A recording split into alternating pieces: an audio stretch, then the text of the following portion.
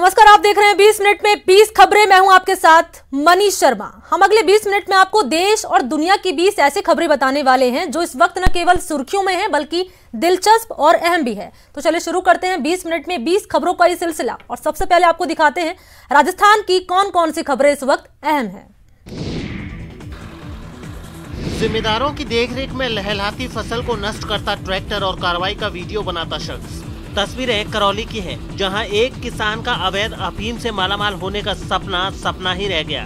जी हां, कोटा की narcotics bureau की टीम ने करौली जिले में अवैध मादक पदार्थों के खिलाफ बड़ी कार्रवाई को अंजाम देते हुए करीब 50 लाख रुपए की 3825 वर्ग मीटर में हो रहे अवैध अफीम की खेती को नष्ट कर दिया। इसके साथ ही नारकोटिक्स ब्यूरो ने NDPS एक्ट में केस भी दर्ज कर लिया है। दरअसल करौली जिले में एक किसान ने खेत में अवैध रूप से अफीम उगा रखी थी। इसका पता जब केंद्रीय नारकोटिक्स ब्यूरो को लगा तो ब्यूरो ने जिला पुलिस के सहयोग से अफीम को नष्ट कराया। बताया जा रहा है कि इस खेती से लगभग 50 लाख रुपए कीमत के अवैध अफीम का उत्पादन होना तय था। उप नारकोटिक्स आयुक्त विकास जोशी के मुताबिक सहायक नारकोटिक्स आयुक्त विजय सिंह मीणा और निरीक्षक JP मीणा को खेत में अवैध रूप से अफीम उगाने की सूचना मिली थी। इस पर जिला पुलिस करौली के सहयोग से अफीम को नष्ट कराया गया। अफीम करीब 3825 वर्ग मीटर की सरकारी चारागाह भूमि पर उगाई थी। ब्यूरो ने केस दर्ज कर जाँच भी शुरू कर दी है। पानी की ये बर्बादी उस प्रदेश, उस इलाके में जहां लोग बूंद बूंद सहेजते हैं, महिलाएं मीलों पैदल चलती हैं। तस्वीरें बाड़मेर की हैं। बाड़मेर चौहटन बीजरार सड़क मार्ग के निर्माण के दौरान बरती जा रही लापरवाही आम ग्रामीणों के लिए मुसीबत बनने लगी है। सड़क निर्माण के लिए किए जा रहे खुदाई कार्यों में लगे JCB मशीनों के चलने से कई स्थानों पर पानी की पाइपलाइनें फूट गई हैं, जिससे लोगों को पीने के पानी की समस्या झेलनी पड़ रही है। पुरानी सड़क के किनारे जमीन के अंदर बिछी पाइपलाइनों से गांवों को जलापूर्ति की जाती है, लेकिन खुदाई के दौरान इनका भी ख्याल नहीं रखा जा रहा। लेकिन हैरत ये भी है कि कोई भी अधिकारी या विभाग के कर्मचारी समस्या की सुध नहीं ले रहे। हमारी लाइन लगी है करीब 2007 में और उसके बाद में रोड का काम चल रहा है। इन रोड वालों ने दूसरी बार लाइन तोड़ी है और पानी ढल रहा है 20-25 दिन से। और हमने कई बार जैन साहब को कहा दिए, उसके बावजूद 8 दिन तक न तो आए हैं और देख गए कल कर देंगे और पानी वेस्टेज हो रहा है। धुंधली तस्वीरों के पीछे गौ माताओं की वो बेबसी है जिसे दिखाया नहीं जा सकता, जो दर्द है जिसे बयान नहीं किया जा सकता। यकीन मानिए, रॉ फुटेज देखने के बाद सिर शर्म से झुक जाता है। गौ माता की बेकदरी की दिल दहला देने वाली तस्वीरें भरतपुर से आई हैं। गौवंश बचाने के लिए नगर निगम की बनवाई नंदी गौशाला गायों की कब्रगाह साबित हो रही है। देख रेख के अभाव में गायें तिल तिल कर मर रही हैं और तो और आवारा जानवर गौवंश को शिकार बना रहे हैं। कई बार क्या होता है कि गौशाला में जो कुत्ते हैं उनका आतंक बहुत ज्यादा है। तो जैसे कुत्ते ने रात में किसी गाय को घायल कर दिया तो सुबह आके तो बता तो उसको उस हिसाब से ट्रीटमेंट किया जाता है। गायों की बेकदरी की बात स्थानीय पार्षद भी मानते हैं, लेकिन अपनी बेबसी के साथ। नंदी गौशाला का जो साथ में मैंने भी निरीक्षण किया है, देखा गया कि यहाँ पर घायल गायों को कौवा कुत्ता काट रहे हैं। एक लापरवाही है कर्मचारियों की, क्योंकि यहाँ पर कर्मचारियों की तादाद कम है और गाय ज्यादा है। कुल मिलाकर नगर निगम की लापरवाही गौ माता पर भारी पड़ रही है। ये खेल मैदान का जोश है जिसके असर से कोई अछूता नहीं रहता। लोकसभा अध्यक्ष ओम बिरला भी नहीं। तस्वीरें कोटा की हैं।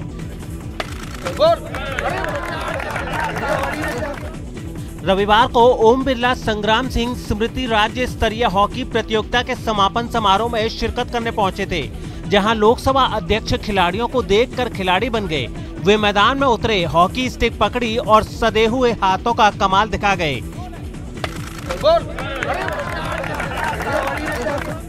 ये देख ओलंपियन अशोक कुमार भी गोलकीपर की भूमिका में आ गए। लोकसभा अध्यक्ष बिरला की पहली 2 हिट तो उन्होंने रोक ली, लेकिन तीसरी हिट में बिरला गोल करने में कामयाब हो गए।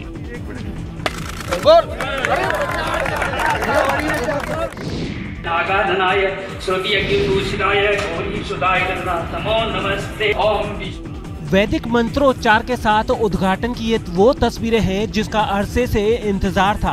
प्रदेश के चिकित्सा मंत्री डॉक्टर रघु शर्मा ने एक सप्ताह पूर्व नगर पालिका अध्यक्ष दिनेश चंद्र तेली के साथ शपथ ग्रहण समारोह में की गई अपनी घोषणा को पूरा किया। चिकित्सा मंत्री ने पूजा अर्चना के साथ गंगापुर अस्पताल में ट्रॉमा सेंटर की सुविधा का शुभारंभ किया। इस मौके पर मंत्री रघु शर्मा ने कहा कि राज्य सरकार सहाड़ा विधानसभा क्षेत्र में पानी, चिकित्सा सहित दूसरी सभी कमियों को जल्द ही दूर करने जा रही है। रघु शर्मा के मुताबिक गंगापुर का राजकीय अस्पताल अत्याधुनिक सुविधाओं के साथ पूरे जिले में मॉडल अस्पताल के रूप में अपनी पहचान बनाएगा। इस मौके पर बीज निगम के पूर्व अध्यक्ष धर्मेंद्र राठौड़, जिला कांग्रेस के महामंत्री Shyamlal Purohit, CMHO doctor Mushtaq Khan, CHC प्रभारी डॉक्टर छेल बिहारी सविता सहित कई चिकित्सा कर्मी भी मौजूद रहे। स्किल डेवलपमेंट की कक्षाओं में युवाओं का प्रशिक्षण चल रहा है। उन्हें रोजगार परक कोर्सेज में महारत हासिल करने का हुनर सिखाया जा रहा है ताकि वे आगे चलकर अपना व्यवसाय कर सकें, लोगों को रोजगार दे सकें। प्रदेश सरकार ने अब इसी तरह का प्रशिक्षण ट्रांसजेंडरों को भी उपलब्ध कराने की कवायद की है। RSLDC से उन्हें स्किल कोर्सेज कराने की प्लानिंग की है ताकि समाज का ये अभिन्न हिस्सा आत्मनिर्भर बन सके और उन्हें किसी का मोहताज न रहना पड़े। हमारे पास इस प्रकार का एक सुझाव ये आया था कि ट्रांसजेंडर्स जो भी हमारे समाज का एक हिस्सा हैं, उनकी भी स्किलिंग की जाए, उनके लिए विशेष कोर्सेज चलाए जाएं। उसके लिए हमने एक ड्राफ्ट करके उच्चतम लेवल पर भेजा है। जैसे ही उसकी परमिशन प्राप्त हो जाएगी, उसके लिए हम स्किल डेवलपमेंट कोर्स RSLDC के माध्यम से जल्दी ही चलाने जा रहे हैं। गौरतलब है कि ट्रांसजेंडर्स को आत्मनिर्भर बनाने के लिए, उन्हें सक्षम बनाने के लिए सीएम गहलोत ने 10 करोड़ के बजट का प्रावधान किया है। RSLDC के अधिकारियों की माने तो अब विभाग इनके लिए योजना पर कवायद कर रहा है। पहले ट्रांसजेंडर्स को वोट का अधिकार नहीं था, लेकिन अब उन्हें वोट देने का अधिकार है। राजस्थान में करीब 16,000 ट्रांसजेंडर्स हैं। टीम नहीं बनाई, लेकिन हमने स्ट्रेटेजी बनाई है। हमने सोशल मीडिया की रणनीति बनाई है और इन चारों उपचुनाव के लिए सोशल मीडिया को हम विशेष निर्देश दे रहे हैं किस तरह से वो काम करेंगे। देर आयत दुरुस्त आयत, देर से ही सही, लेकिन कांग्रेस ने भी अब सोशल मीडिया की ताकत को समझ लिया है। बीजेपी के मुकाबले IT के उपयोग में पिछड़ी कांग्रेस अब 4 सीटों पर होने जा रहे उपचुनाव में सोशल मीडिया के जरिए आम आदमी तक पहुंचेगी। पार्टी ने इसकी कवायद भी शुरू कर दी है। चारों सीटों के लिए पार्टी की ओर से 5-5 लोगों का ग्रुप कोऑर्डिनेशन के लिए बनाया गया है। इस कवायद के तहत मतदाताओं का आंकड़ा जुटाया जाएगा। खास तौर पर सोशल मीडिया का इस्तेमाल करने वालों का ब्यौरा तैयार किया जाएगा। सोशल मीडिया के जरिए जहां राज्य सरकार की जन कल्याणकारी योजनाओं का प्रचार प्रसार होगा, वहीं कृषि कानून और महंगाई जैसे मुद्दों पर केंद्र सरकार को घेरा जाएगा। लेकिन जिस प्रकार से आज के ज़माने में, ग्लोबलाइजेशन के ज़माने में सोशल मीडिया हमारे लिए महत्वपूर्ण हो गया है। किसानों के सम्मान में रीटा चौधरी मैदान में, हर जोर जुल्म की टक्कर में इंसाफ हमारा नारा है। तस्वीरें झुंझुनू के मंडावा की हैं, जहां रविवार को मंडावा विधायक रीटा चौधरी ने ट्रैक्टर रैली निकाली।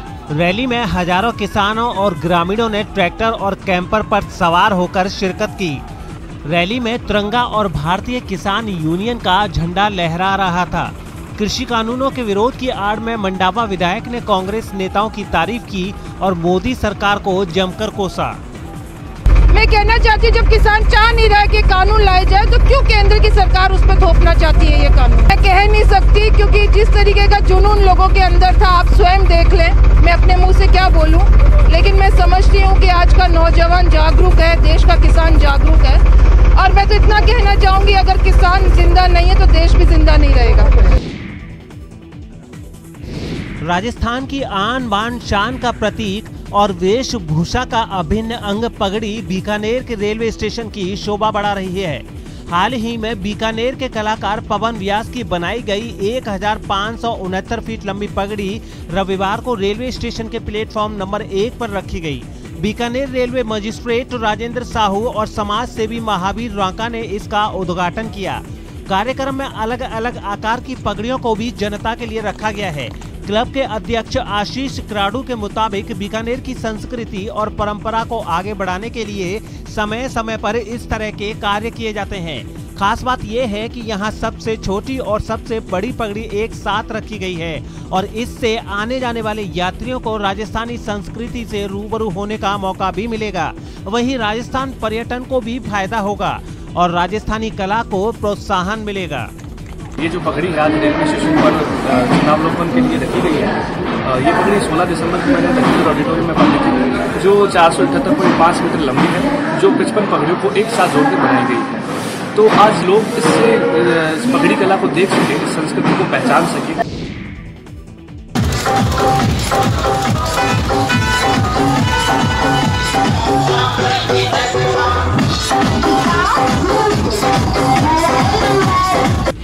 खाटू श्याम रंगीला रे, अरजी सरोजी महाराज सावरिया द्वार तुम्हारे आया हूँ।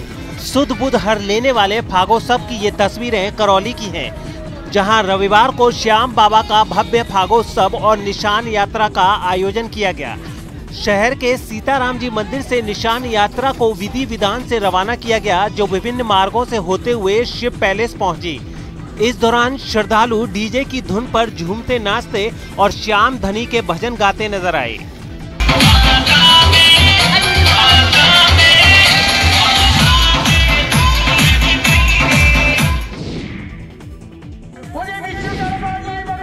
जुलम कर डारियो, सितम कर डारियो।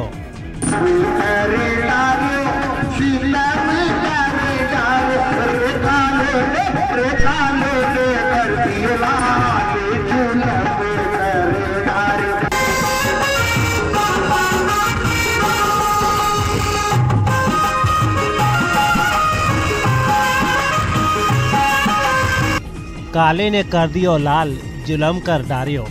फागोत्सव की ये तस्वीरें अजमेर से आई हैं, जहां मनोहर गार्डन में बाबा श्याम के भजनों के बीच जमकर फागोत्सव मनाया गया और एक दूसरे के साथ फूलों की होली खेली गई। समारोह में पूर्व मंत्री और अजमेर दक्षिण विधायक अनीता बघेल भी मौजूद रहीं। गौरतलब है कि पिछले साल कोरोना के चलते फागोत्सव का आयोजन नहीं हो सका था, क्योंकि हमारे कोरोना काल में प्रोग्राम नहीं हो पाए थे। हमारा पोस्ट बड़े का कार्यक्रम रह गया था, तो इसलिए अब हमने ये फाग जैसे ही शुरू हुआ है तो हमने फागोत्सव रखा है और उसके साथ में पोस्ट बड़े का कार्यक्रम रखा है। चलिए बढ़ते आगे। 20 मिनट में 20 खबरों में अब देख लेते हैं कुछ दूसरे राज्यों की खबरें। कोरोना वायरस को मात देने के लिए देश भर में टीकाकरण अभियान चल रहा है। 1 मार्च से देश भर में टीकाकरण के दूसरे चरण की शुरुआत हो गई। इस चरण में 60 साल से ऊपर के बुजुर्गों का टीकाकरण किया जाएगा। इस बीच प्रधानमंत्री नरेंद्र मोदी ने वैक्सीन की पहली डोज ले ली है। वे खुद सुबह सुबह दिल्ली स्थित एम्स अस्पताल पहुंचे और कोरोना का टीका लगवाया। उन्होंने लोगों से भी कोरोना का टीका लगवाने की अपील की है। एम्स सूत्रों के मुताबिक प्रधानमंत्री नरेंद्र मोदी ने भारत बायोटेक की कोवैक्सीन की पहली खुराक ली है। दिल्ली स्थित एम्स में काम करने वाली पुडुचेरी की नर्स पी निवेदा ने प्रधानमंत्री मोदी को कोरोना वैक्सीन की पहली खुराक दी है। आपको बता दें कि कोवैक्सीन स्वदेशी वैक्सीन है, जिसे भारत में आपात इस्तेमाल की अनुमति मिली हुई है। सर को वैक्सीनेट करने के लिए मुझे बुलाया गया था और इधर आने के बाद पता चला कि सर आ रहे हैं। सर से मिलकर अच्छा लगा, सर ने अच्छी बात की है। सर को भारत बायोटेक की कोवैक्सीन दिया गया है फर्स्ट डोज, अभी 28 डेज में सेकेंड डोज पेंडिंग है। तो और पूछताछ की है सर हम कहाँ से बिलोंग करते वगैरह, बात हुए सर से। और वैक्सीन देने के बाद सर ने बोला लगा भी दिए, पता भी नहीं चला करके। ये सत्कार हिंदुस्तान की खेल प्रतिभाओं का है, उन खिलाड़ियों का जिन्होंने खेल जगत में देश का नाम रोशन किया है। भारतीय पैरा तीरंदाज राकेश कुमार ने दुबई में फाजा विश्व रैंकिंग टूर्नामेंट में कंपाउंड व्यक्तिगत, जबकि हरविंदर सिंह और पूजा की जोड़ी ने रिकर्व मिश्रित टीम स्पर्धा का स्वर्ण पदक जीता है। राकेश ने फाइनल में हम वतन श्याम सुंदर को 143-135 से हराया, जबकि सेमीफाइनल में उन्होंने तुर्की के अज्ञान को 143-138 से शिकस्त दी। दल के स्वदेश लौटने पर केंद्रीय मंत्री अर्जुन मुंडा ने खिलाड़ियों का स्वागत किया। मुझे बहुत प्रसन्नता है कि दुबई में जो सैजा कप हुआ उसमें भारतीय पैरा आर्चर्स के जो परफॉर्मेंस है बहुत ही उत्तम और सराहनीय। जिस ढंग से उन लोगों ने परफॉर्म किया है, हमारी और ज़्यादा उम्मीद बढ़ गई कि आने वाले ओलंपिक में हम और बेहतर तरीके से प्रदर्शन करें।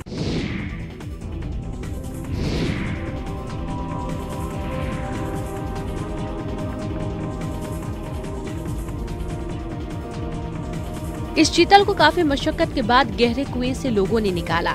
उमरिया के चंदिया नगर पंचायत के कुदरी टोला में खाना और पानी की तलाश में पहुंचा चीतल गहरे कुएं में जा गिरा। गांव के लोगों ने पहले चीतल को अपने स्तर से निकालने की कोशिश की, लेकिन असफल रहे।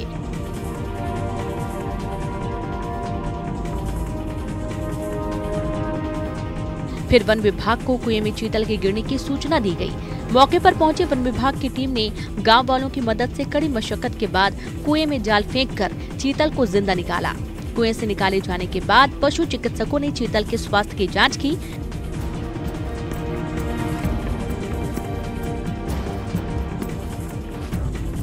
चीतल को बिल्कुल स्वस्थ पाया गया। वन विभाग की टीम ने इस चीतल को जंगल ले जाकर छोड़ दिया है। इम्फाल में शहीद मनोरंजन फुटबॉल टूर्नामेंट का समापन हो गया। इस टूर्नामेंट में 28 टीमों ने भाग लिया था। गौरतलब है कि सीआरपीएफ छत्तीसगढ़ में नक्सलियों से लड़ते हुए शहीद होने वाले अपने जाबाज मनोरंजन सिंह की याद में पिछले कई सालों से इस टूर्नामेंट का आयोजन करती आई है। खास बात यह है कि समापन समारोह में शहीद की मां भी मौजूद रहीं। शहीद मनोरंजन directly appointed gazetted officer CRP में जब ज्वाइन किया था, उसके बाद इसने 201 कोबरा में छत्तीसगढ़ में दांतेवाड़ा में एक स्पेशल ऑप्स किया था। उसमें ये शहीद हो गए थे। इसमें कई हथियार और लोगों को पकड़ा गया था, पर उसमें वो अपनी शहादत को दिया इन्होंने। दांतों तले उंगली दबा देने वाले इन करतबों को देखिए। ऐसा लगता है जैसे इन बच्चों ने रस्सी को साध लिया है। ये बच्चे रस्सी पर वो तमाम करतब करते हैं जिसके बारे में आम आदमी सोच भी नहीं सकता। इन बच्चों को ये करतब सिखाया है छत्तीसगढ़ पुलिस के एक जवान ने। जी हाँ, एक जवान ने अपनी जीवन वनांचल के गरीबों और वनवासियों को शिखर पर पहुंचाने के लिए समर्पित कर दिया है। स्पेशल टास्क फोर्स के जवान मनोज प्रसाद ने छत्तीसगढ़ के खेल जगत में सुनहरे अक्षरों में मलखम लिखा है। कोरोना काल में जहां सारी दुनिया और स्कूल बंद हो गए तो ये बच्चे भी बेसहारा हो गए थे। तब जवान ने इन बच्चों को अपने साथ रखा। उस समय से ये सभी बच्चे राष्ट्रीय पदक विजेता होते हुए छत्तीसगढ़ की शान हैं। अब्बू झमाड़ के इन प्रतिभाशाली बच्चों ने मार्च 2020 में 32वीं राष्ट्रीय मलखम प्रतियोगिता में 8 स्वर्ण 3 कांस्य के साथ प्रतियोगिता जीती। गौरतलब है कि हाल ही में इन बच्चों को भारत सरकार द्वारा 13,20,000 की छात्रवृत्ति मिली है। चारों जुग प्रताप तुम्हारा, हे प्रसिद्ध जगत उजियारा। संकट कटे मिटे सब पीरा, जो सुमरे हनुमंत बलबीरा।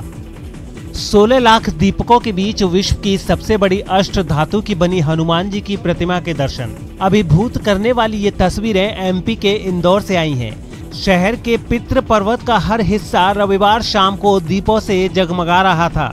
हजारों लोग एक साथ दीप से दीप जला रहे थे। 72 फीट ऊंचे पितरेश्वर हनुमान जी की मूर्ति दीपों की रोशनी से जगमगा रही थी। मूर्ति के सामने परिसर में अयोध्या में बन रहे राम मंदिर की रंगोली बनाई गई थी। इस दीप सज्जा के बीच लोग मोबाइल में अपनी तस्वीर कैद करने में जुटे हुए थे। आयोजकों का दावा है कि इसमें 16 लाख दीप प्रज्वलित किए गए। पितृ पर्वत पर प्रवेश के साथ ही मार्ग के दोनों ओर जगमगा रहे दीप मन में उत्साह भर रहे थे। विश्व शांति और कोरोना से मुक्ति की कामना से जलाए गए इन दीपकों को 80 सेक्टर में बांटा गया था। इंदौर के धर्म प्रेमी कार्यकर्ताओं ने जिस तरीके से 16 लाख दीप जलाकर एक अलौकिक दृश्य पैदा किया है, निश्चित रूप से अलौकिक दृश्य मैं इसलिए कह रहा हूँ कि हनुमान जी महाराज आज यहाँ पर साक्षात उपस्थित होंगे, ऐसी मेरी मान्यता है।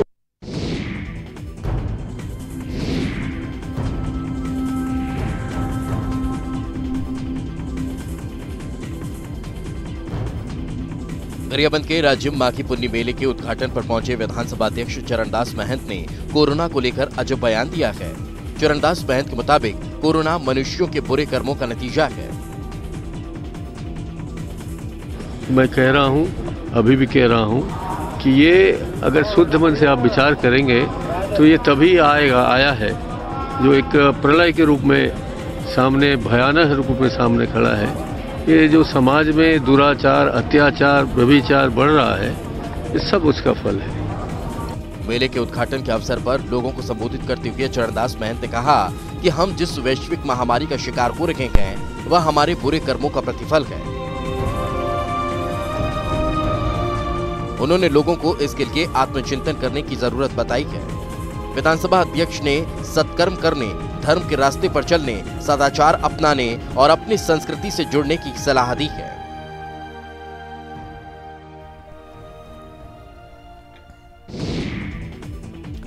और चलिए अब देख लेते हैं कुछ अंतर्राष्ट्रीय खबरें। भारत से मिली सहायता से नेपाल सरकार ने काठमांडू स्थित ऐतिहासिक सेथो मनचिंद्रनाथ मंदिर का जीर्णोद्धार कार्य रविवार को शुरू कर दिया। भारत ने 2017 में हुए समझौते के तहत नेपाल में 28 धरोहर स्थलों के जीर्णोद्धार के लिए 580 करोड़ रुपए देने का वादा किया था। मंदिर के लिए जीर्णोद्धार के लिए हुए भूमि पूजन कार्यक्रम में भारत के राजदूत विनय मोहन क्वात्रा भी शामिल हुए। यह मंदिर 10वीं सदी में बना था और अप्रैल 2015 में आए विनाशकारी भूकंप में बुरी तरह से क्षतिग्रस्त हो गया था। और बुलेटिन फिलहाल इतना ही। देश और दुनिया की तमाम बड़ी खबरों के लिए आप देखते रहिए न्यूज़ 18 राजस्थान। नमस्कार।